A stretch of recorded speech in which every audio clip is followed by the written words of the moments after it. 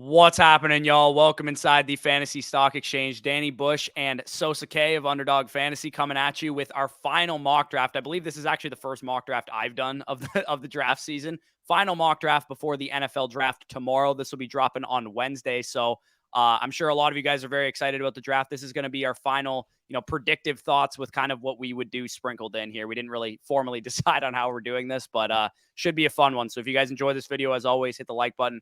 Comment any of your thoughts down below. Subscribe to the channel if you are new. I'm going to say optimistically that we've already hit 10,000 subscribers, even though I don't know because we're recording this on Tuesday. But if we haven't yet, make sure you hit the subscribe button and do it anyway, even if we have. So, Sosa, I'll let you introduce yourself for those of the people out there that don't know who you are. Yeah, so like you guys mentioned, Sosa from Underdog Fantasy, head of NFL Info. We get to do a lot of stuff there, chipping in some other sports right now. But NFL never sleeps, as we all know. Still the biggest and the best sport, in my opinion. And obviously draft week, so it's going to be fun. And I think this is going to be my first and probably my last mock draft this season. So that's what you guys are getting, a little bit of an exclusive here. But it's going to be fun, and I can't wait to get into it. Exclusive Sosa, a couple 905 silverbacks mixed in with a little KW guy with Bush. I mean, we're about to rip off a fun mock draft right here. And yeah, for those of you that are watching and are like, oh, my team's going to go this direction, blah, blah, blah, blah. I get it. Sosa's already listed all their needs, so he already knows what your team needs, probably better than you do. But either way, we're having fun here. We're a fantasy channel. There's going to be some trades mixed in, some spicy picks mixed in. So tune in. It's going to be a lot of fun. But before we get into the first pick, as always, we're going to hit the intro.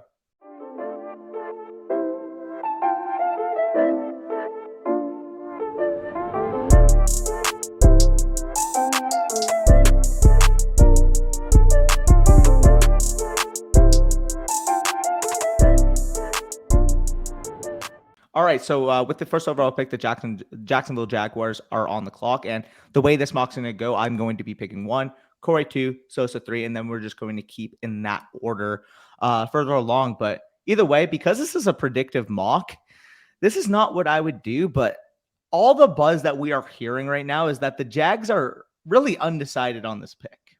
I'm hearing that owner Shad Khan wants Aiden Hutchinson. GM Trent Baalke wants Travon Walker. And Doug Peterson wants a tackle. So, I mean, this is the most Jaguar-sounding thing I've ever heard coming out on draft week. But the most sense it makes to me is that if you're the Jaguars, if you are Shad Khan, and you basically denied Byron Leftwich to keep Baalke in office, there's no way that you're not going to let him make this pick. You already put your investment into him, your trust into him, saying, this is my GM. I'm not going to hire this highly fabled coach because of this GM. Why would you not let him make that pick if that's your belief of him? And because I'm of that belief right now that Baalke's going to be the one making the pick, I think it's going to be Travon Walker. I mean, this is not what I would do. It's pretty simple, though, the bull case for them. The athleticism, he's a 99th percentile athlete. I mean, this guy is just a freak of nature. A 275-pounder moving the way he does is just not something you see very often. Again, the main concerns here, obviously the production, some of the pass rushing nuance there. But I mean, I do understand that from a ceiling perspective, given his athleticism, given the traits that he does show, he is worth a top 5 pick. But I can't take him over a guy like Aiden Hutchinson. I can't even take him over a guy like Kayvon Thibodeau. Yeah, I think the Jadeveon Clowney mold is what people are hoping that they get out of Travon Walker. When Jadeveon Clowney went first overall, he was the athleticism, size, speed freak that lended itself to being that number 1 overall pick. I do think the Jags are going to take Travon Walker. I would pick an offensive tackle because you drafted a first overall quarterback last year, and if he fails, then you're all going to get fired anyway. So I personally would go with Ike Ekwonu or Evan Neal, whichever tackle you prefer. But Travon Walker, I believe, is going to be the pick there for sure. Yeah, I tend to agree. I think they're going to be a little bit more enamored with upside than kind of like a high floor. And so we all, I think, kind of know about Baalke's penchant for drafting guys with longer arms and like longer limbs. That's just something you can't teach. And he did it with Aldon Smith many years ago. There's that comp there too. So I wouldn't be shocked at all if they kind of shoot for the stars here and try to get a guy that, theoretically speaking, has a higher upside. But like you mentioned, Bush, I don't know. I feel these guys are a little bit, on the hot seat, maybe not a little bit, a lot of it. So there's a lot of risk involved really with whatever they do. Yep. No, absolutely. But either way, the Detroit Lions, number 2 overall, are on the clock. Corey, it's your pick. Where are you leaning here? I mean, the obvious pick, it's Aiden Hutchinson. They're going to stay in the state of Michigan. Go with Aiden Hutchinson here. He's the, prototypical pro-ready pass rusher in this draft. I've seen, the Bosa brothers thrown around. I've seen other comparisons, Max Crosby thrown around for Aiden Hutchinson. I'm not a defensive line scout, so I couldn't tell you if that is, warranted. For the most part, I've seen most people describe him as like a fairway double or whatever of a type of draft pick. So maybe you're not getting the highest ceiling pass rusher, which is why the Jags are probably going to take Trayvon Walker. But I think you're going to get a solid pro dude with Aiden Hutchinson. So that's the pick for the Lions. They need pass rush help. It makes a lot of sense.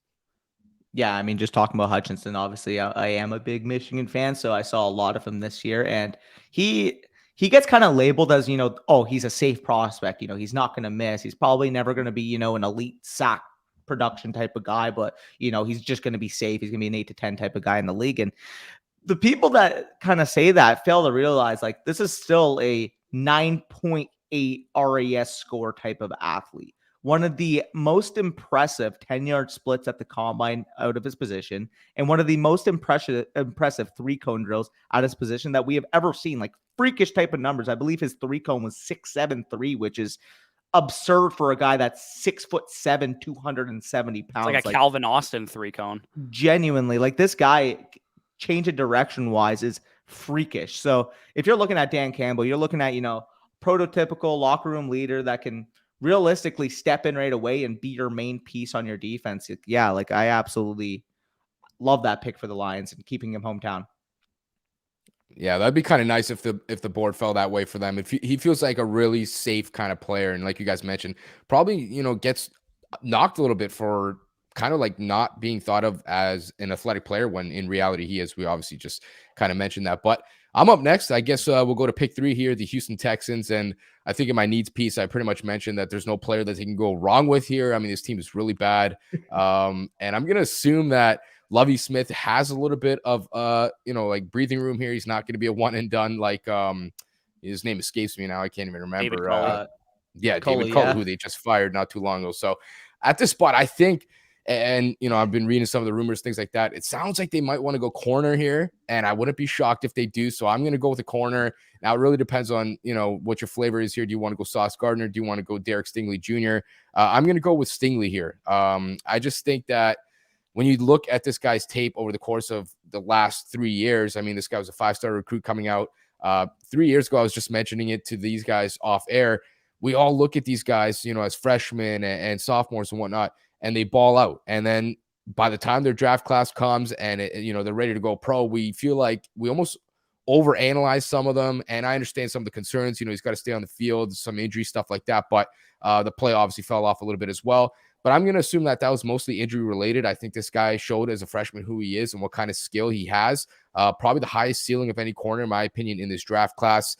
And I'm going to bet on that. Now, the Texans, I don't think there's a wrong place for them. I don't even think trading back would be a bad option.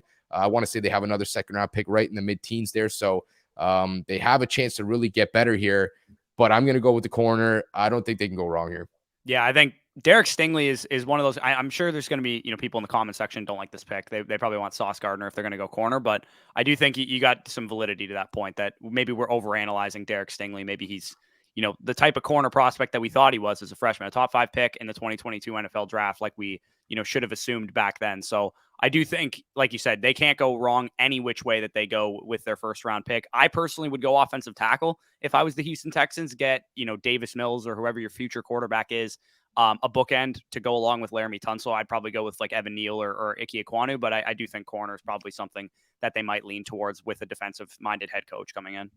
Yeah, and I mean, I actually do think that they are leaning corner. I think these corners are going to fly off the board this year in this class. I mean, we've kind of seen how this league has changed to a degree. I mean, we saw, Jamar Chase went over Penei Sewell last year, obviously wide receiver versus tackle, but we're definitely seeing this value of skill position type of players really being emphasized. I mean, when you're talking about projectable ceiling, Derek Stingley, from an athleticism standpoint, from a production standpoint, especially in his freshman year in college, like, this is an absolute stud. So if he can recover, if he can, get over the injury issues that he's seen, which I don't think are going to be an issue given the fact that he did test out of the gym when he had his pro day, like, yeah, I think he's worth this pick. I think it makes a lot of sense for the Texans, especially with that defensive coach with Lovie Smith. But either way, we're going to go to the first curveball I would say of the draft. Now, if I was drafting here for the New York Jets, I mean, I'm running up to the board or running up to the podium and I'm taking Kayvon Thibodeau.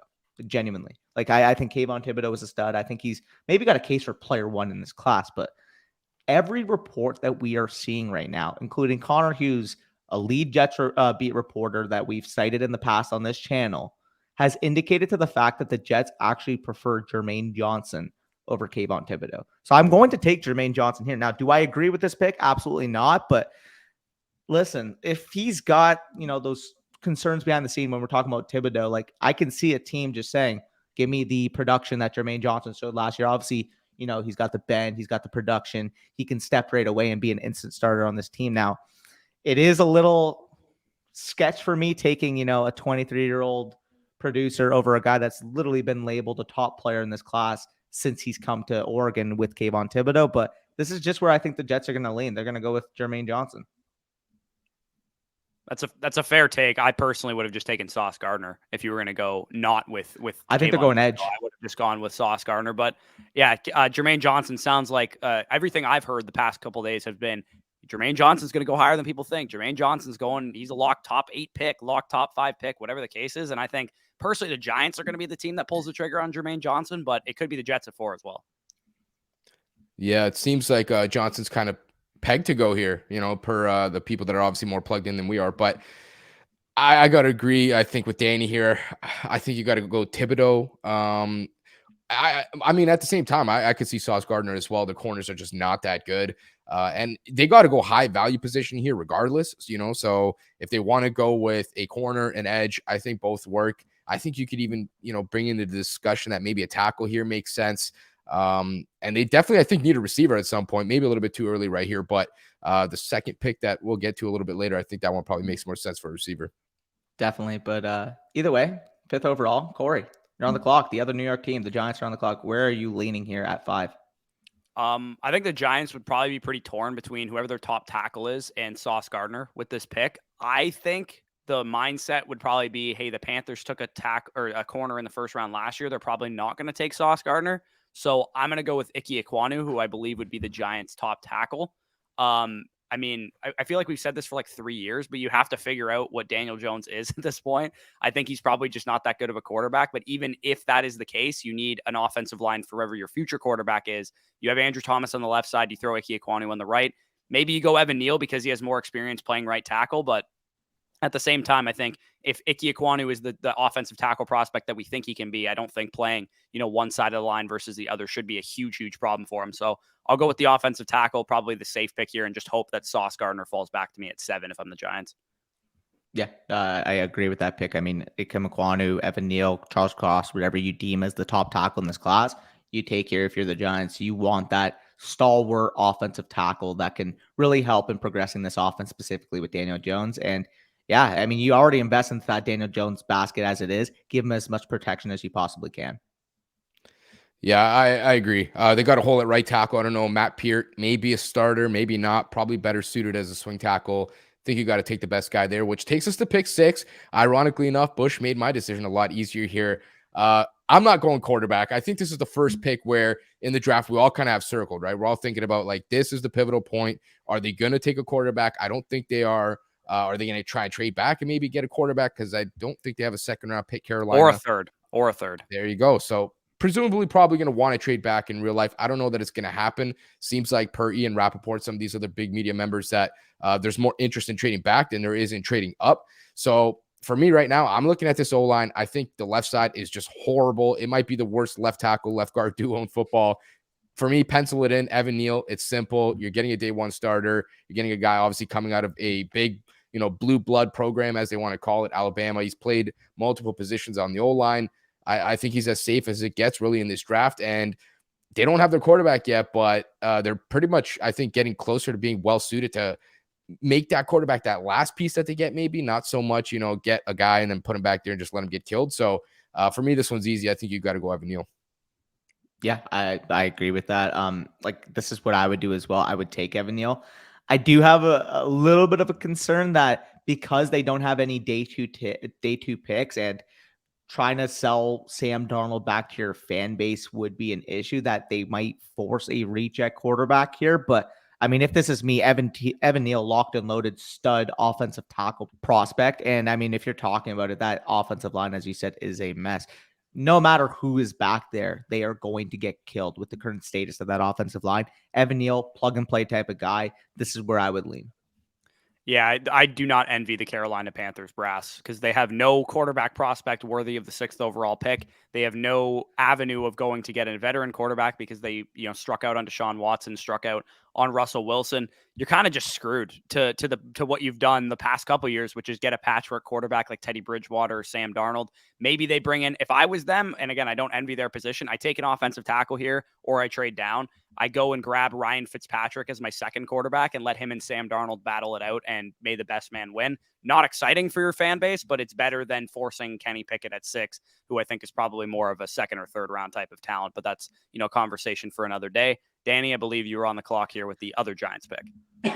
Yeah, no, and I'm looking here, and I view this in the NFL as like a potential trade down spot. But I mean, if you're the Giants and you're staring either Thibodeau or Gardner in the face right now at the 7th overall pick, you have a clear need for an ace pass rusher or an ace corner, pending if you move on from James Bradbury. I think either of them would be great picks. For me personally, I would slightly prefer Thibodeau, but I can definitely see Gardner also being the pick here. I'm actually going to go with Kayvon Thibodeau.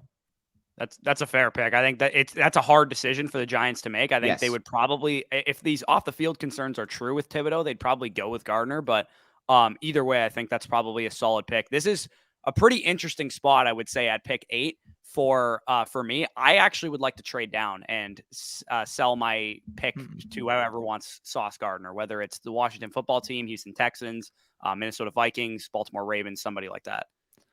Yeah, I'm just going to quickly see.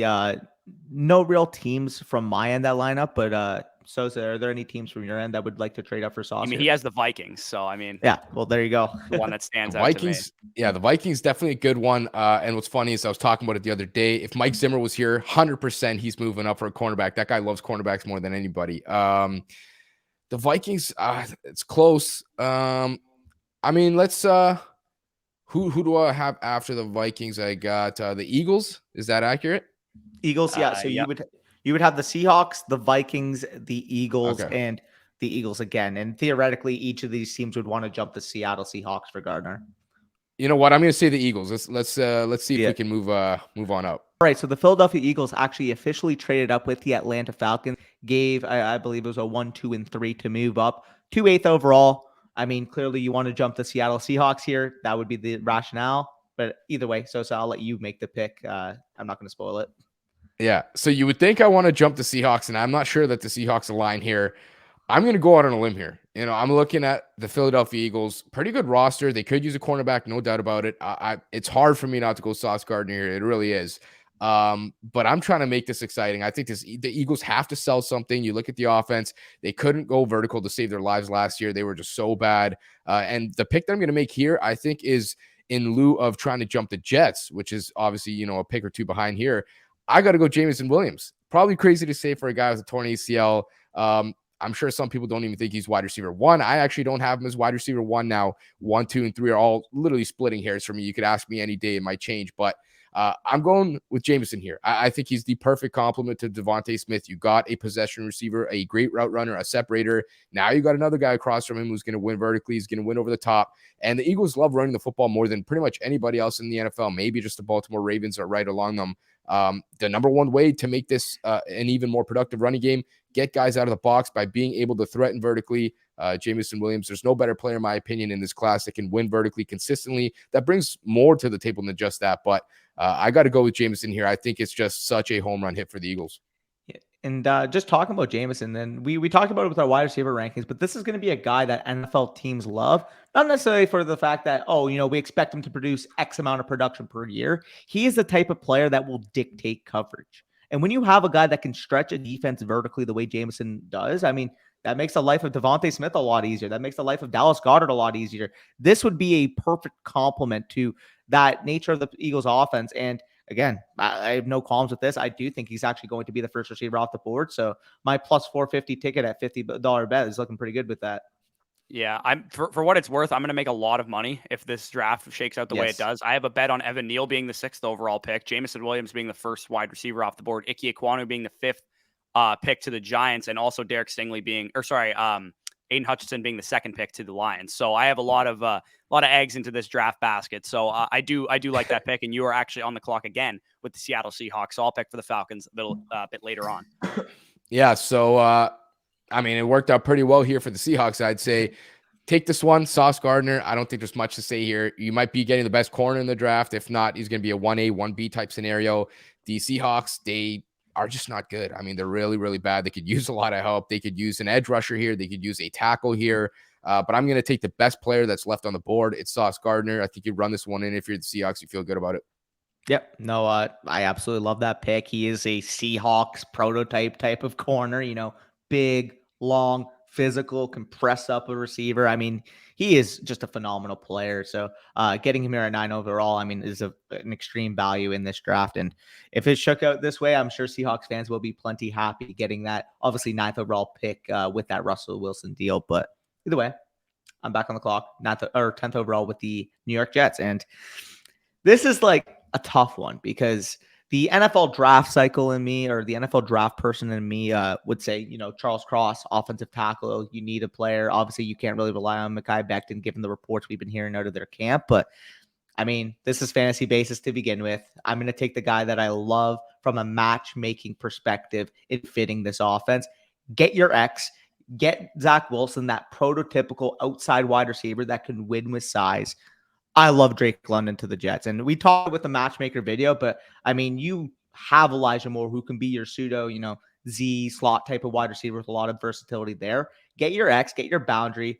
Obviously, people are just going to peg Drake London. Oh, he's going to be a jump ball bite guy. He is way more than that. He can realistically do anything you need him to. You need him to create after the catch. He can do that. You need him to create vertically. He can do that. He is just a phenomenal football player. Obviously, one of the more productive college wide receivers we've seen come out in some time. So getting him at 10th overall here, I love it. I have no arguments with that pick. I still love the idea of pairing Garrett Wilson with Elijah Moore because they're both like kind of interchangeable players, but Drake London makes some sense there as well. You get some size. Zach Wilson has a lot of room for error if he's throwing it up to Drake London. Yeah, he's going to need that too, right? Yeah, everything you guys said about London, I know Bush didn't like that one probably too much. No, I did not like that one. Yeah, I agree. I mean, the guy's so much better than what you would think he is. At 6'5", you might just think he's a contested catch guy, but he can separate really good after the catch. It surprised me, to be honest with you. Really good at creating separation on in-breaking routes, good off the line of scrimmage. I think it's a home run pick too. Yep, absolutely. So, Bush, you're back on the clock here. Washington Commanders now, actually. Where are you leaning here at 11? There's not really anything that stands out to me outside of, the obvious fits. You take Garrett Wilson to pair him with Terry McLaurin. You take Kyle Hamilton, who's been, consistently mocked to the Washington football team. I hate this for fantasy, but I'm going to take Garrett Wilson. I don't want Garrett Wilson relying on Carson Wentz in any which way possible. But if Carson Wentz is your pseudo answer to the quarterback position, you got to give him a chance. Curtis Samuel is unreliable at this point. He seems to be injured often. De'Ami Brown, probably can't count on him as a even wide receiver 3 for your offense. You need more depth behind Terry McLaurin. And if Terry McLaurin decides to, potentially hold out or ask for a trade or something, you need to cover your own ass. So give me Garrett Wilson to the Washington Commanders. Don't like the fit for fantasy, but give me the fit for Washington. It makes some sense for them. Yeah, I mean, talking about that, obviously, from a fantasy perspective, I mean, if you can avoid a situation of dealing with Carson Wentz, I would prefer you to do that. But yeah, I mean, just getting guys that can separate at elite level, that don't have weaknesses in their game. I mean, you're talking about Wilson, you're talking about Terry McLaurin. You could use those guys interchangeably, in my opinion, at the next level. Yeah, Garrett Wilson, realistically, I hate making this kind of like safe comp to him, but I just don't see a way at all that he busts. And I know we said that about Justin Jefferson a couple years ago. We said that about Devontae Smith last year. I do think that Garrett Wilson kind of fits in that mold of a prospect. Yeah, I love the pick in terms of getting a talent like that, because I agree that I think he's the most well-balanced receiver in this class. Like, there's really nothing that scares me about his game. I feel like he's so good after the catch. Reminds me a little bit of Kadarius Toney actually in that regard. But I also think he's a really good, nifty route runner, really sudden player. And it was tough for me to rank him third in this receiver class, but that's where I got him kind of landed. But again, splitting hairs for those top 3 guys, which I guess takes us into pick 12 here, the Minnesota Vikings. And I think things are going to get a little bit wild here. So I'm considering 2 positions, and I'm thinking, I'm a Rams guy. As you can see the logo behind me on this side, actually. Kevin O'Connell, the new head coach, comes from the Rams system. 11 personnel guy. He's going to want to do a lot of what the Rams run, and you obviously need 3 receivers to do that. They don't have 3 receivers. They got Justin Jefferson. They got Adam Thielen, 2 really good players. I don't think KJ Osborne is starting quality. So right here, I'm looking at 2 guys. Are they going to go with the safety, Kyle Hamilton, one of the better players left on the board, pair him with a guy like Harrison Smith? That could be one of the best safety duels in football. Or do you want to go with the receiver and go with a Chris Olave here, plug him on the outside, kick Adam Thielen to the inside, and now you're having fun with Kirk Cousins, 11 personnel offense, really similar to what the Rams want to do. You got a running back, obviously, in Dalvin Cook. And I think the O-line's fairly decent. They got decent bookend tackles here. So I'm going to go with Chris Olave. Maybe the Vikings in real life wouldn't want to do that. Maybe it's a little bit of a luxurious type of pick here. But to me, you're starting 3 receivers more often than not in the NFL these days. The Rams do it like 95% of the time. I think Kevin O'Connell is going to really mirror that. Their tight ends, major question marks. You're not going to go out there 12 personnel too often, I don't think. Johnny Munt, torn ACL, signed from the Rams. He's the backup tight end. Starting tight end, Irv Smith, I think he tore his Achilles. How ready is he going to be this season? So that all projects to me as an 11 personnel offense. You need 3 guys out there who are going to win consistently. So I'm going with Olave.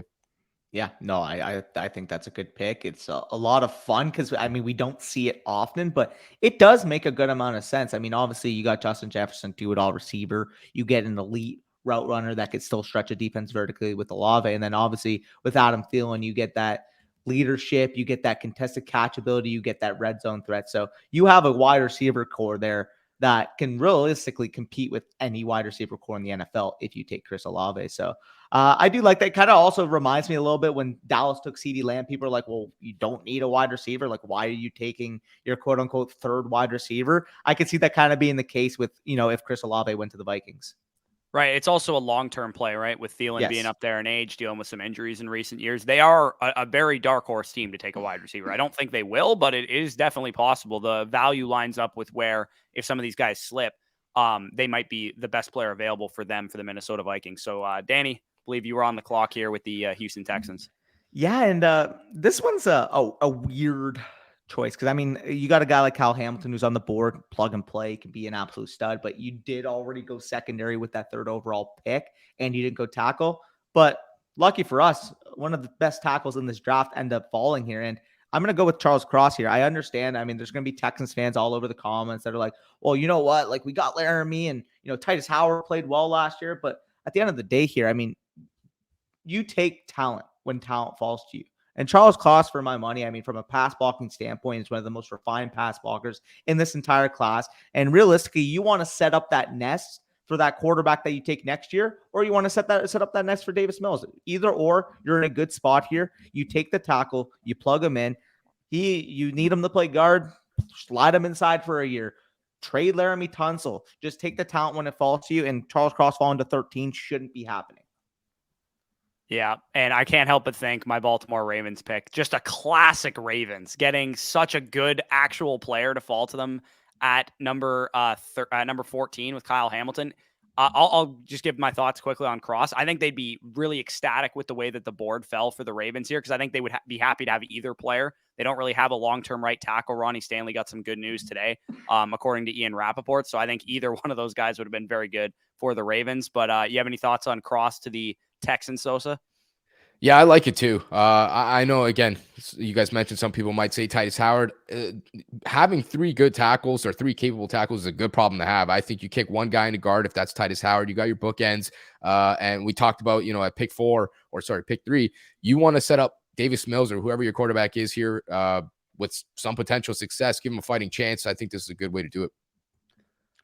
For sure. So 14, I like the Ravens would sprint to the podium with Kyle Hamilton. Like, I know Kyle Hamilton didn't test well. This is such a Ravens type of player. It's insane. You have Chuck Clark, who's a capable, strong safety, but you don't let good players stop you from drafting potentially great players. Pairing him with Marcus Williams would be a perfect combination at safety, and it would give the Ravens, the Ravens have always been a build your defense by the secondary type of team. I think it would make a lot of sense for them. Yeah, Kyle Hamilton, extremely talented player. People might say, oh, 4.7 speed, yada, yada, yada. Is he more of a box guy in the NFL? And all I say to that is just turn on the tape where this guy is literally traveling from the opposite hash to make an interception on the sideline. This guy has ridiculous range. Maybe he's not the, Daxton Hill of athletes, but his football IQ is unmatched. And you want a guy monitoring that back end with the elite football IQ that Kyle Hamilton is. He is a complete Swiss Army knife, and getting him in here, obviously with the Ravens defense, faced a lot of injuries last year. Obviously that cornerback core specifically was absolutely decimated. Get a guy on the back end that can make all their lives easier. Right. Yeah, that's about the most Ravens pick you could ever make. So I don't think they would ever complain about that one. Yep, right. For sure. So I'm on the clock again here because I did trade down with the Atlanta Falcons at 8. The board is not the greatest, but I'm going to have some fun here too. And I'm going to take Malik Willis because I think the first quarterback should probably come off the board around this range of the draft. I do think there's rumors that, the NFL isn't high on this quarterback class. It's probably why you saw so many teams in on a guy like Deshaun Watson and Russell Wilson. I think Malik Willis to the Falcons at 8 is a possibility, but I do think this is probably the ideal scenario if they want to go with Malik Willis. You trade down, you pick up some day 2 capital from the Philadelphia Eagles, and you still get a long-term quarterback in Malik Willis. You have Marcus Mariota there, who you can tailor your offense around and who has a similar skill set to Willis, who can monitor who can mentor Malik Willis and help him develop probably as a prospect as well, because we all know, Malik Willis is not a complete player at this point in time, and you have a bridge guy in Mariota. Yeah, you stick him there. He can sit behind a Mariota for your obviously long-term. In general, you want that building block of a player. And Malik Willis, from a pure ceiling standpoint, from his arm talent, from his mobility, he is a guy that is worth investing into and trying to develop, because his ceiling could be up there with some of the best passers in the league. So, yeah, I absolutely love Malik Willis. I think, obviously, from a fantasy perspective, I'm more allured than the NFL perspective because I know he is a work in progress from a mechanical standpoint. But for fantasy, this guy's just a whole lot of fun. Yeah, that's a dream scenario for the Falcons, right? They might go quarterback at 8. So if you can slide back, pick up some extra picks, still get a guy that's going to excite your fan base and give you a fighting chance to maybe not be decent this season, but next year, Calvin Ridley coming back, all that stuff. Home run pick here. Can't argue with it. And the Panthers, again, being the dumbest team in the NFC South after this. Absolutely. So I'm going to be on the clock here with the New Orleans Saints. And this is a weird board for New Orleans because, typically, if you're New Orleans, you absolutely hope one of these receivers fall to you. I just don't think there's any scenario that you don't. But obviously, we saw a big run on wide receivers already happen here. I think if the board fell this way and Jordan Davis fell, I understand it's not like a huge pressing need for them, but when you're talking about a talented team, the way the Saints are, they want to make a noise. That's why they traded for extra draft capital this year. They want to go back to the playoffs. You get a guy that can absolutely add to what's already one of the best run defenses in the league. I've also seen some Saints fans give their recommendation on this pick as well. They said, yeah, if Jordan Davis is there, we'd absolutely love him fitting with the Saints. I'm going to make them happen. I'm going to appease them. I'm going to take Jordan Davis here. He should not be lasting to the 16th overall pick. And I'm sure whoever's picking for the Chargers is probably a little upset that he just went off the board. But best player available, Jordan Davis. You could take wide receiver or offensive tackle at 19. Jordan Davis is not falling back to you at 19. Right. And I believe I'm picking for the Chargers right now because we had a huge mix up in the thing. But I think the Saints are hard. It's hard to figure out why they traded back into the first round. I like to think that they're going to try and make a move for a top tackle if the tackles slide because they lost Teron Armstead. I don't think it's for a quarterback. I don't think they're just eyeing Matt Corral or Desmond Ridder or somebody like that. But I'm just interesting to see what the Saints are going to do because it's kind of weird to trade back into the first round at this this early stage in the draft that they did at the beginning of April.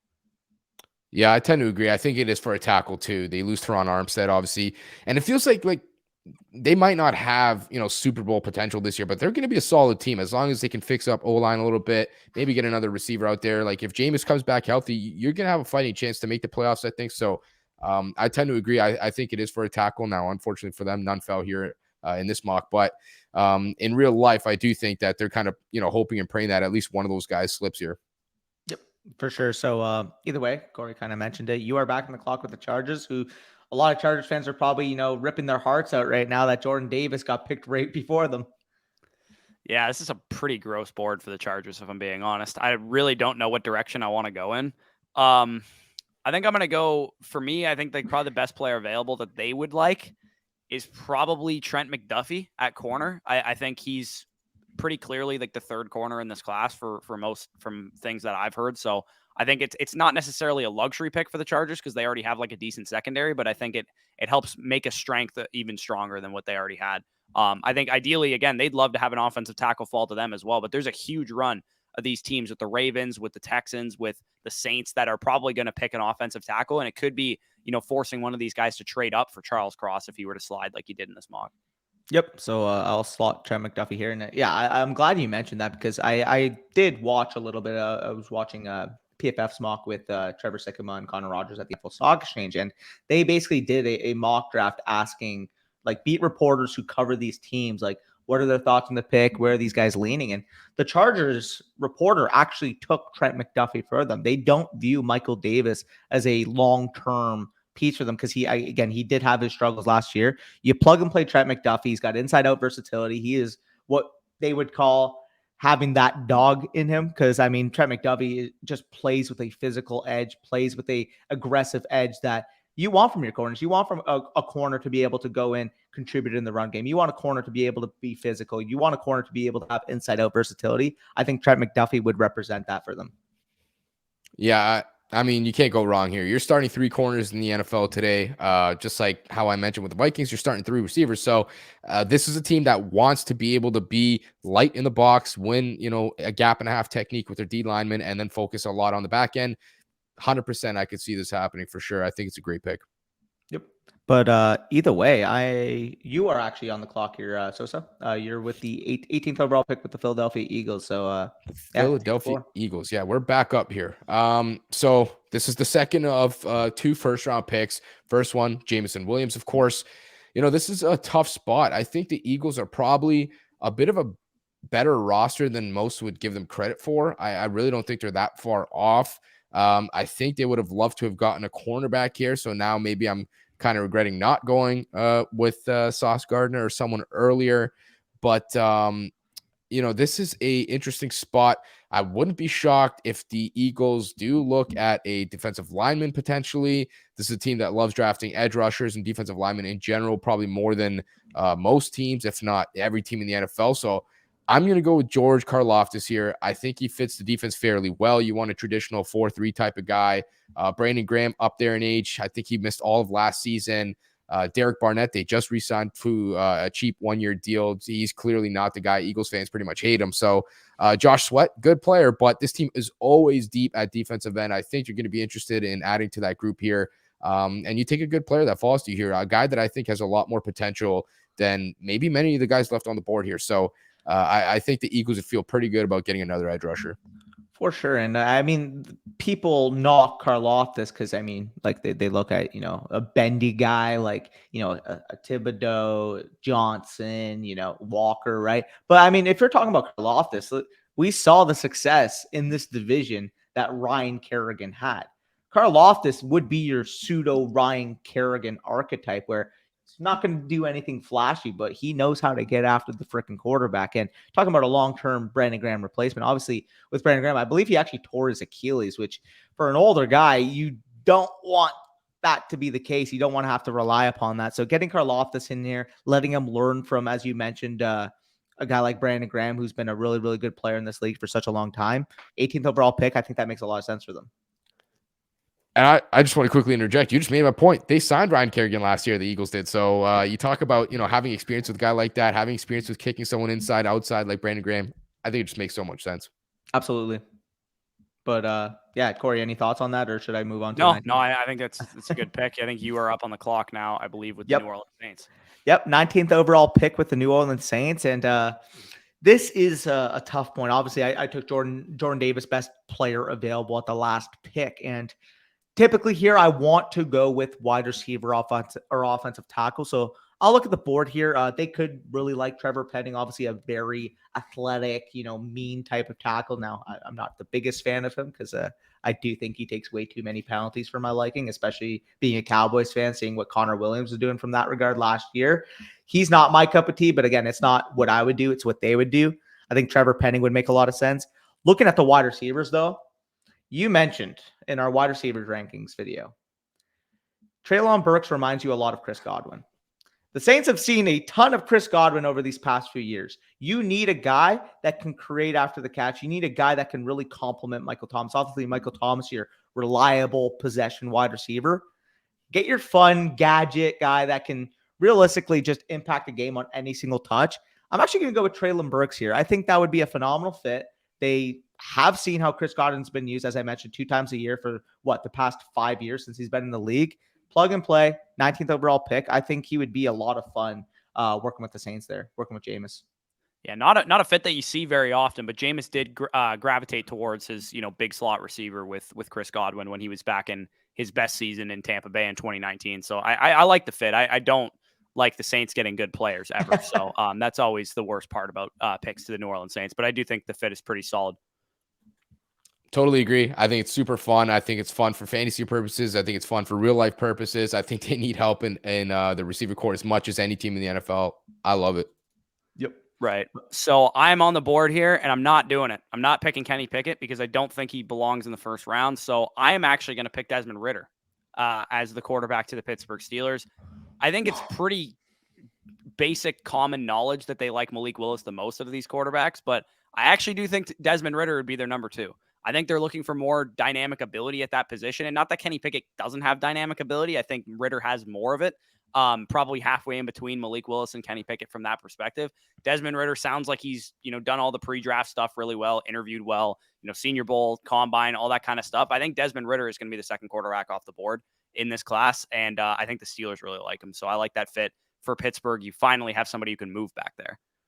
Yeah, I mean, talking about Ridder, I personally also would prefer him over Pickett. I just obviously, again, don't really see the ceiling projecting from Pickett. And I know from a lot of evaluators I trust that there is a demographic of people that really, really like Desmond Ridder, like quarterback 1 in the class, not even close type of ranking. I think it's Nate Tice. There's a couple other like former highly regarded analysts that really like Ridder. And if that's the case, and you're putting them in a nest in Pittsburgh that has shown to be a competent franchise, has shown to have the ability to surround their quarterback with plenty of talent, with their team with plenty of talent in the past, like, yeah, if you're going to put Desmond Ridder anywhere, I think Pittsburgh makes a ton of sense for him. And I agree. Yeah, I think Pittsburgh is 99.9% chance going to go QB. I think they want to go Willis as well. He's not going to be here. They might be a candidate for a trade up. And I like Ridder at the spot. I think he fits the offense well. A guy that is really maybe not the most toolsy, maybe not like a Willis from that standpoint, but I think he reads the game really well. He's going to give you a higher floor than most of these guys. And he's obviously got the athleticism too. I think this one makes a lot of sense for sure. For sure. But, and that takes me up. Yeah, I'm next up here. The New England Patriots. Dear Lord. This is going to be the most Patriots pick, I think, of all time here. They're going to sit, wait for someone good to drop to them, take a boring pick because they're the Patriots. No one's going to get excited about it. And they're going to go Zion Johnson here. I mean, you're going to get a starter at right guard. You're not going to think about it. As they say, plug and play for the next decade. You don't think about it. I don't know that, how much truth there is to that saying, but you're getting a good player here. Mac Jones, he is the most immobile player on planet Earth. He's going to need a pocket that holds up for him as much as possible. They addressed receiver a little bit. They did bring back, of course, Jacoby Myers. They did trade for Devontae Parker. And the defense is kind of weird. I don't know. They could go linebacker here too. They like to get multiple. So maybe a Devin Lloyd might make sense, but I've seen Zion Johnson pegged here many times. I think it makes a lot of sense. I think you round out that O-line. It's pretty decent. Even after you trade Shaq Mason, now you can replace him here. This is the pick in my opinion. Yeah, it obviously hurt my heart because I may or may not have been eyeing Zion Johnson with another team I may or may not control. It may or may not be the team right behind me. But yeah, I mean, he's a phenomenal player, tested like an elite athlete, plug and play left guard. I mean, you plug him in and you have no issues on that spot. So absolutely love Zion Johnson. Yeah, I also would have wanted him for Tampa for what it's worth. So Zion Johnson, but we will take Shaq Mason for basically nothing. So thank you, Patriots, for that. Hey, there you go. Yeah, you got the former Patriot, and now obviously the guy that you were targeting ends up going to the Patriots. So weird circle of life there. But all right, so I'm on the clock here with the Packers. Obviously, one of my least favorite teams in the NFL. Growing up as a Cowboys fan, seeing Aaron Rodgers just absolutely make a mockery of our franchise in the mid 2010s, but they made this pick. Obviously, this pick comes from the Las Vegas Raiders in that Devontae Adams deal. And it's tough not to go wide receiver here because, I mean, if you want Aaron Rodgers to come out of retirement, he's going to have a say on this pick. And if he has a say on this pick and he doesn't go wide receiver, I would be heavily shocked. This is not their... Do it. Well, I mean, I was just about to say, this is not their typical archetype. They like big-bodied wide receivers, but Jahan Dotson is just a guy that can separate at all three levels of the field. He's a super reliable player. You plug him in with Aaron Rodgers. Aaron Rodgers is not going to yell at this guy saying, oh, you should have been in this spot when you're here. Like, none of that's going to happen here. Jahan Dotson's going to be in the right spot, and he's going to catch the football. And Aaron Rodgers is going to levitate to that type of guy. So getting Jahan Dotson here to the Green Bay Packers, I think would be a home run pick for them. Yeah, I would have made the same pick. I love it. Yep. I love it too. Yeah. Nothing to complain about. I mean, this guy's, if he's not the most well-rounded receiver, I said Garrett Wilson was, I think Dotson's right after him. He's Emmanuel Sanders all over again. That was my comp. I swear to God, they're the same player. So can't go wrong with that one. Yep. Absolutely. So you are actually on the clock here now, Corey, with the Arizona Cardinals. Yeah, I literally have no idea what the Cardinals are thinking with their pick. Like, zero clue.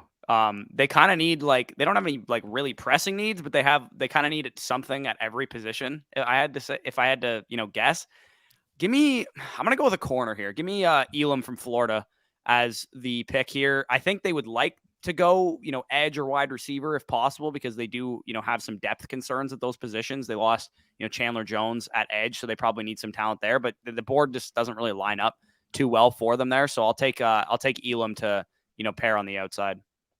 Yeah, I think Elam's a stud, and it's funny because his comp would be like a Carlton Davis, press man type of corner, only that Carlton Davis was a 4.5 athlete. Elam actually tested out at 4.38. So you're getting, Carlton Davis with elite athleticism. I don't think you can be too choosy at this spot at 23rd in the draft, but either way, he has better ball skills than Carlton Davis, though. Either way, Sosa, you got the daunting task of not making me upset here with the Dallas Cowboys. And it's funny because we went into this like, oh, you know what? Like, Danny's going to pick for the Cowboys and the Bucks. No, Sosa is going to be picking for both the Cowboys and the Bucks here. I think it's actually more fun this way, to be honest. Oh, 100%.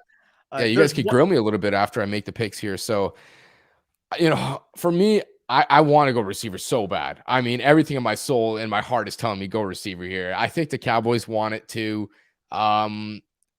It just doesn't line up for me. If it's real life, I could see a treylon burks here or someone like that. I'm looking at maybe interior defensive line. I think their interior defensive line group is very, very weak right now. Edge rusher, do you trust Dante Fowler as a starter? I'm going to go and probably disappoint Danny here. I'm going to go with Boye Mafe. I just think they need an edge rusher a little bit too much here. You lose Randy Gregory, obviously, and you have DeMarcus Lawrence, who they've sort of like played this game with. Do they want to get rid of him? Do they not? Are you going to take less money type of situation? And I think Dante Fowler's a fine player. Dorrance Armstrong, fine player. But I think those guys are better suited for number 3, number 4 type roles. And the rest of your D-line's, it's fairly solid. You got good guys and the defense in general, really. I think to the point where, if you can get a complimentary pass rusher here, you feel pretty good about where you're at. And it gives them a chance to replace Randy Gregory. Probably not going to be as good coming out of the gate here. But I think, with how the board fell, I was looking at interior D-line or edge, wanted a receiver. Think you could have made a case for an X receiver here, but I just go with the most pressing need. I think that's edge right now. I'm not going to lie. If the Cowboys did take Mafe over Kenyon Green, I would be upset, but I see the rationale and I think it's a plausible scenario. But yeah, as a Cowboys fan, I would be like a little bit disappointed, but the rationale is there. You lost Randy Gregory. You're replacing him with Dante Fowler, who as a Rams fan, you've seen is not the most reliable player to say the least. So I definitely get the rationale here. Obviously, Boye Mafe's got a ton of upside as a rusher. I mean, you're talking about an edge rusher that can bend the way he does. I mean, plug him in, get him in that rotation. I see the rationale. I'll say that. But Yeah, I think we heard some reports that Kenyon Green might fall a little bit too, right, into the second round because he had some like knee injury or something. I can't remember what it was exactly, but I heard somebody talking about the fact that he might slip to the second round. for sure, yeah. I mean, if that's the case, then I could definitely see them maybe opting for someone else. But either way, 25th overall, Buffalo Bills. As I kind of alluded to before, I mean, this is a fantasy channel. I mean, you could argue corner, you can argue whatever you want, but what I'm going to argue here is you just made it pretty deep in the postseason the past 2 years. You're still relying upon Devin Singletary, Zach Moss to try to lead that running back group. Just get Breece Hall. Worry about everything later. I mean, we know how good this offense is already. Get it a guy that can be depended upon on all three downs the way Breece Hall is. So slide him in 25th overall, and he's going to be the locked-in 101 of rookie drafts. Right. I don't know. I don't think they're going to do this. I don't think they're a team that's going to take a first-round running back. But at the same time, like we all just would be over. They have the luxury of doing it. Like exactly. Yeah. But like, I mean, don't do what the Kansas City Chiefs did and pick the wrong running back when you have the luxury of doing it. So, yeah, I think that's a solid pick for sure. And Breece Hall definitely fits something that they need, which is, some more juice in that running back core. For sure. I hate it. I don't think they can afford to do it. It reminds me way too much of Clyde Edwards-Helaire. As a fantasy player, I love it. I mean, it couldn't be funner. They're going to be scoring a lot of touchdowns. Breece Hall has a chance, obviously, to get a bunch of 1 yard, 2 yard garbage touchdowns, all that kind of stuff, and a lot of touches. But I just can't, man. I can't do it because in a year's time, you might be looking back and thinking, oh, we need an edge rusher. We need a cornerback. We need X, Y, and Z. And now you got a running back that, how much is he really going to impact the game? I don't know. I think at this point, you got to go corner. You got to go edge, high value, just keep it good. Like, especially corner, right? You're talking about Tre'Davious White coming off a torn ACL. How ready is he going to be, to play from day one? They lose Levi Wallace in free agency. It's a starting boundary corner, and that just leaves a big spot there. So I think you go corner. Maybe, the draft doesn't line up here, and it probably doesn't, but I don't think they should go running back here at all. Oh, and again, if it was my personal pick, if I'm building a team, like, no, I'm not taking a running back, but yeah. Apparently they're enamored with Hall. Apparently they, you got that little cocky mindset, like, oh, we know we're good, so we're just going to get the final piece. Bro, I can just see them doing it, but I agree with you. I mean, investing first round draft capital into a running back when, your number one corner is coming off an injury. I just don't think that they're going to go corner. I also do think it's an outside chance that they go with Walker if they go with a running back at pick 25 instead of Hall. But the Tennessee Titans at pick 26, I think last year they should have taken Elijah Moore instead of Caleb Farley. But I guess, Caleb Farley was a highly regarded player coming off of an injury, so they took the value at pick, 22 or wherever they picked last year. I want to take a wide receiver again. Can you go to the wide receiver board real quick? I don't think anybody that I love is on the board, though, to be honest. I mean, do I want to give him Sky is the question, because Sky would be really fun. I think Pickens would be pretty fun too. I'm not going to go wide receiver, but it's interesting. Give me the first linebacker off the board. I will take Devin Lloyd here. Yeah, I mean, I think that makes a ton of sense. The concern here obviously would be that he is an older prospect, but in terms of fit, I mean, he can kind of do it all. He could play in zone, he could rush after the passer, can play your prototypical linebacker spot. Obviously, a ton of length there. I believe he's 6'4", 235 pounds. So, yeah, he is that prototypical linebacker that you would want. And if you're taking one in the first round, as much as I love Nakobe Dean, like, people are going to see 5'11", people are going to say 225, and they're not going to take him. Yeah, it's an interesting pick for sure. I think it makes sense when you think about losing Rashaan Evans. They lost Jayon Brown as well, 2 linebackers in free agency. They still got Zach Cunningham. I can't recall who else, but it makes sense. I think that's a really good pick. And I guess that takes us into Bush's team here. I'm Jason Light for this exercise. The Tampa Bay Buccaneers pick 27. I know exactly who Jason Light would pick at this I know pick. who you're taking, yeah. I feel like everyone's like player, but I know exactly who he would pick. Is it like a Tyler Linderbaum or something? No, Jason Light would 100% pick Devontae Wyatt with this pick. I was going to say Logan Hall. Exactly who he would pick. I would pick Daxton Hill. I think he would go Logan Hall because, Tampa Bay's kind of shown that they do value the analytics. They're going to see, 23 years old versus 20 years old and may favor a guy like Logan Hall. But, either way, I do agree. I think they're going to lean interior here. But let Sosa make the pick. I'm not going to interject. Yeah, I'm looking at this team right now. Not a lot of holes really at all. Going into this exercise, I'm thinking like edge rusher. Maybe they could use like a third guy after Troy on Shayinka and Shaq Barrett. And it's more of like a depth kind of thing at this point. But I would hope that, they want to address offensive line here. That's maybe the one last spot that I see a potential like starting spot up in the air. Left guard. They obviously replaced Shaq Mason at right guard. They got it in place of Alex Kappa. They lose Ali Marpet to retirement. I'm looking at O-line. I think that's probably the only spot here that really makes the most sense. Maybe not the best value per se. But I would go, either Kenyon Green here. I think you can't go wrong with. Tyler Smith is interesting as well, but I'll go Kenyon Green. I think is probably the best value here. Makes a lot of sense, kind of plug and play. And you got to give Tom Brady a little bit more protection and try to open up some holes for Leonard Fournette. Getting a starter at number 27, I think makes sense. You feel pretty good about your O-line going into next season. Yeah, right. and I'll just Aaron Stinney is great, and he filled in well for Alex Kappa during the Super Bowl run and stuff. But like, do I want to rely on Aaron Stinney as a starting guard? Like, not necessarily. I think he's a perfect sixth man in the off the offensive line. You have a swing tackle, and then you have like your interior swing guy, and I think Stinney is perfect for that role as a UDFA. But there's kind of a reason he went undrafted. And Kenyon Green, I mean, you get you had one of the best offensive lines in the league the past couple of years. Keep a strength to strength and re-up that unit for sure.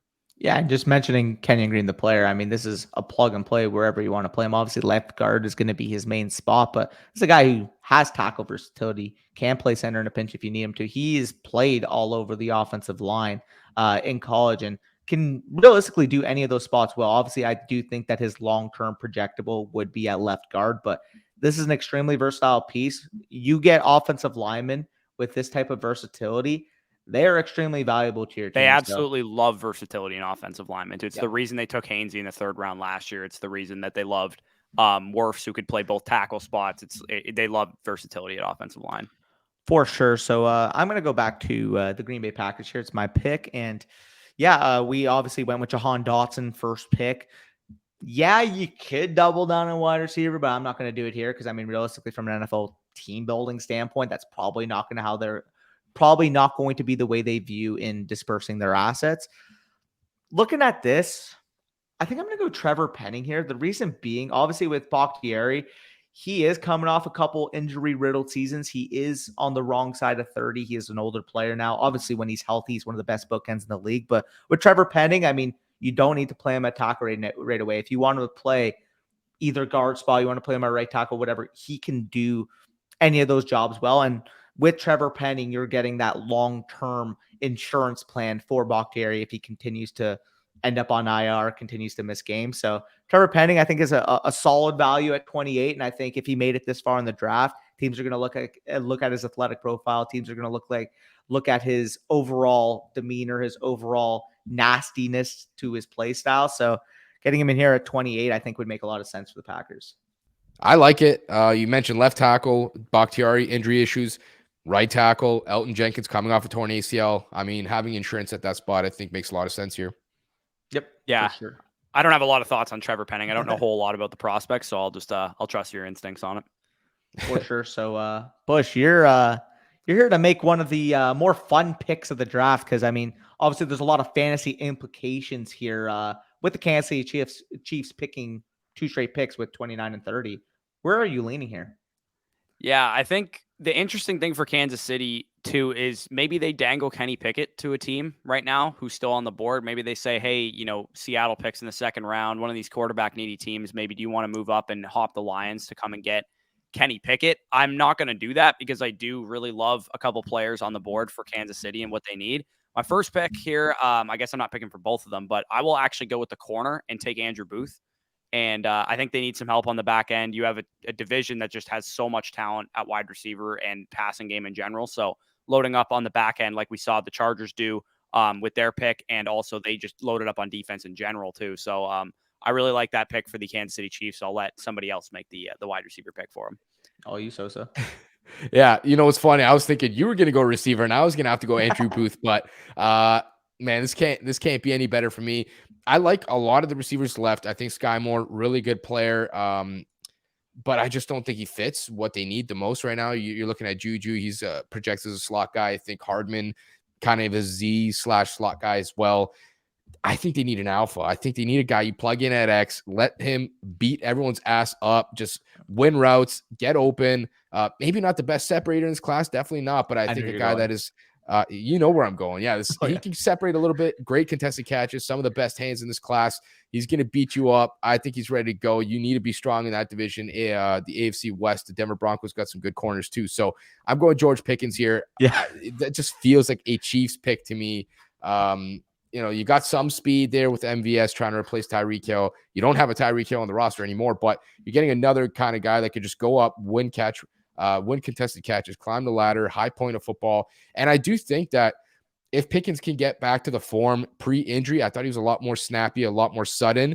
There's a lot of a ceiling here. Like, I really think there's a lot more for him to uncover here if he can get that athleticism back, because I didn't think he looked as good last year as he did prior to injuries. So I know the Chiefs guys would really love this pick. I'm going to go with Pickens here. Yeah, and I can already see the comment section right now. Oh, like, what is Pickens a top 5 pick in rookie drafts if he goes to the Chiefs? Yada yada yada. Corey's Not just a like fucking lamenting. chance, dude. I'm literally the biggest fade of all time if this happened, because he would go way too high in rookie drafts. I didn't like Pickens as a prospect. I think he's one-dimensional. I think he kind of accomplishes the role that you have with MVS there. Maybe I'm wrong about Pickens. Maybe he's got more of a, an alpha ceiling than I'm giving him credit, but I've literally exhausted the Pickens arguments a million times, so I'm not going to, dive too deep into that. I do think it does fit what they want to do. They want to stretch the field. You get another field stretching type of option. I actually think if this were the case, they would pick Christian Watson over George Pickens.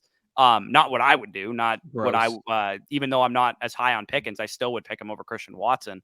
But I do think that's the direction they would go if they were to have this board and they wanted to pick a wide receiver. I'll just quickly say, I think I mentioned what I saw from Pickens when I watched him to both of you, but he reminds me a lot of Michael Gallup when he was coming out. Yeah, physical wide receiver that can play that X role, that can come down with contested catches.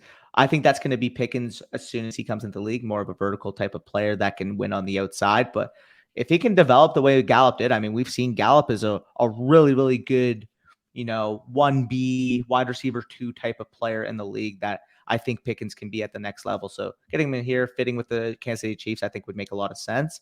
Either way, though, talking about fit, talk about a team that actually dethroned the Kansas City Chiefs and actually won the AFC this past year. Ultimately wasn't enough for Sosa's Rams, by the way, but and that's going to be the Cincinnati Bengals. And it's a tough spot because if you ask Bengals fans, they're probably going to be divided between corner and with Linderbaum. That's the way I would think that these Bengals fans would view this pick. Obviously, if you're a Bengals fan, comment down below. Looking at the cornerback board, it is a little dicey. I mean, you could argue for a guy like Kyler Gordon and potentially Roger McCreary, but I just personally couldn't take them. Like, again, if Booth fell, if when McDuffie fell, one of those other corners fell, I'd be more comfortable with picking them here. It's just I do see a little bit of a fall between those guys and the guys left on the board. So I'm actually going to go with Tyler Linderbaum here. I mean, he's plug and play. I understand you did sign Ted Karras, but Ted Karras has played guard in the past and has played well at guard in the past. You plug in Linderbaum, he is perfect for this Frank Collins scheme up front. Line him up, go win the AFC yet again, and potentially lose against the Cowboys this time. You got to beat a fucking wild card team before you can say shit like that. Relax. But either way, makes some sense. I mean, how many times did Burrow get sacked against Tennessee? Like 10. Like you need some kind of protection up front. Just because it was good enough for you to get to the Super Bowl without it, doesn't mean it's gonna be good enough for future years. And I would argue the reason you probably lost the Super Bowl is because you couldn't protect Joe Burrow. Yeah, I love it. I love it. You slide Karras to left guard, then you don't have to play Jackson Carman. You don't have to play Hakeem Adeniji, and those guys were rotating like the last 3 playoff games. So clearly not, the best players. And the O-line fixation continues, man. You can't go wrong. I mean, Burrow was getting killed back there last year, pretty much every game. So great pick, in my opinion. We can finally fix the meme. Yeah, we can fix the meme of Jamar Chase downfield and somebody protecting Joe Burrow. It's now Tyler Linderbaum up front. So I'm doing it. I don't give a shit. I'm picking Sam Howell at 32 to the Detroit Lions. I don't care that Kenny Pickett's on the board. He's a far worse prospect than Sam Howell, in my opinion.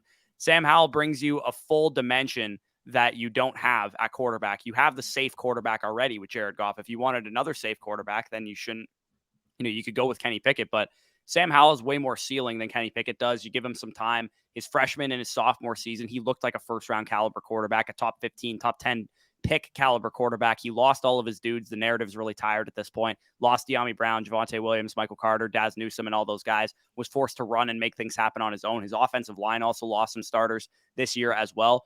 Freshman and sophomore Sam Howell has the best arm in this class outside of Malik Willis, in my opinion, and also has probably underrated athleticism as a 1,000-yard rusher in college football this year. Yeah, I mean, I agree. I like Sam Howell over Pickett. It's tough to imagine Pickett falling out of the first round, but it just... I think the Bengals would have probably shopped that pick to a team for sure sense. to see if somebody wanted to hop Detroit. Maybe Seattle wants to come back into the first round. Washington, somebody like that, maybe wants to get a quarterback. I do think all these top 5 quarterbacks are going to be off the board by the top 50 or so of the draft, and these like fringe first, second round caliber quarterbacks probably go at that point. And another reason why teams want to, maybe hop back in is you talk about that 50-year option on the cheap rookie scale. Of course, having a cost-controlled option for the quarterback position, 5 years makes a lot of sense. So I think those last few picks, especially 32, 31, 30, probably make a lot of sense when you start to talk about trade downs. Yep. No, I agree with that. But overall, we'll quickly give a run through of the board and wrap up the video. So you guys see 1 to 5. No complaints there. Walker, Hutchinson, Stingley, Johnson, Ekwonu, Neal, Thibodeau, Williams, Gardner, Drake London, Garrett Wilson, Chris Olave, Charles Cross, Kyle Hamilton, Malik Willis.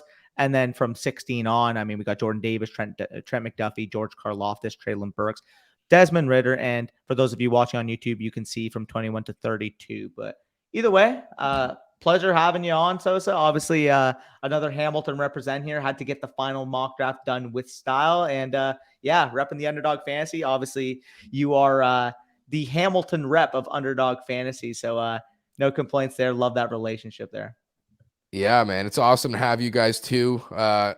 The 905 is in the house. We'll say that. It's always fun to hop on, man. This is my only mock draft of this season, so we'll see, how accurate it is, how close we get position-wise. But it's fun to hop on, man. I appreciate you guys, and hopefully we have a lot to talk about after the draft too. Amen. Appreciate having you on, brother. Yeah, for sure. If you guys enjoyed this video, as always, hit the like button, comment any of your thoughts down below, subscribe to the channel if you're new. Go follow Sosa on Twitter. Follow both of us on Twitter if you guys aren't following us there. Check out underdogfantasy.com as well. Of course, our major sponsor. Using promo code FSE at sign up and first deposit, you'll get 100% back on whatever you put in, and you'll also get our Dynasty Rankings Manifesto totally for free as a thank you for doing that. Also, check out the Patreon down below for more Dynasty and rookie content. Peace out, guys. We'll talk to you soon.